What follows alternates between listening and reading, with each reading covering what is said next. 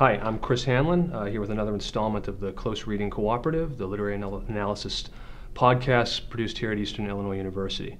And the purpose of this podcast, once again, is to help you, the English major, find things to say in class, find things to say and to think and to work with concerning the text that you're assigned in your literature courses. So today I want to talk with you about how to speak and think about the sound of poetry. And I'm going to talk first to you about some aspects of rhyme in poetry. You know it's a poem if it rhymes, right? But there are all kinds of different sorts of rhyme that we can identify as readers of literature, and I want to talk with you about some of them. Now, the first kind is called true rhyme. And true rhyme is the kind of rhyme most people are used to. It's a rhyme where the words sound almost exactly alike. And to be more specific, it's a rhyme in which the vowel and the succeeding consonants of the stressed syllable are in fact the same. It's just the initial consonants that are different.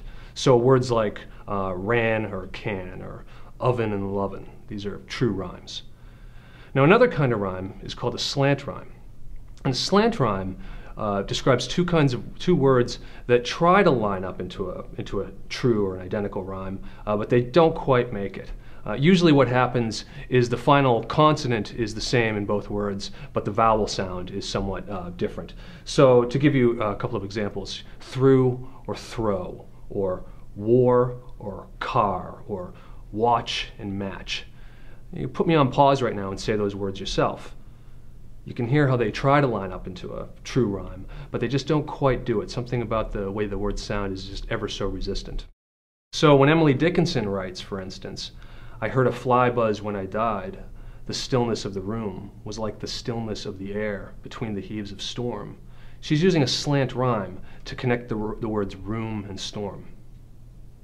Now another kind of rhyme is what's called I rhyme. And an I rhyme it describes a pair of words that don't sound alike really at all, but that look as if they might sound alike when you view them on the page. So take a pair of words like through and cough. They don't sound alike at all, but on the page they look very similar. An I rhyme can sometimes be used by writers to imply a kind of missed connection, right? A kind of alignment that for whatever reason isn't forthcoming.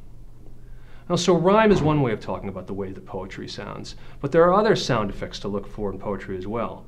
For instance, alliteration describes when you have words whose consonant sounds, usually the initial consonant sounds, are exactly alike, though the vowel sounds don't match up really necessarily at all. So words like step and strike, or fight or fake, or love or little, are all alliterative words.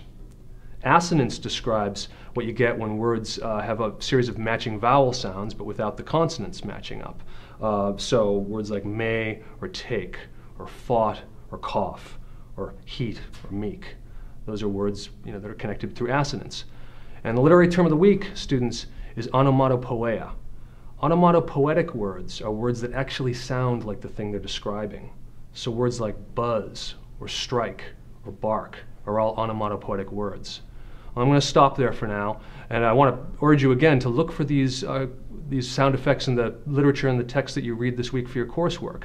And I'll see you next week with another episode of the Close Reading Cooperative.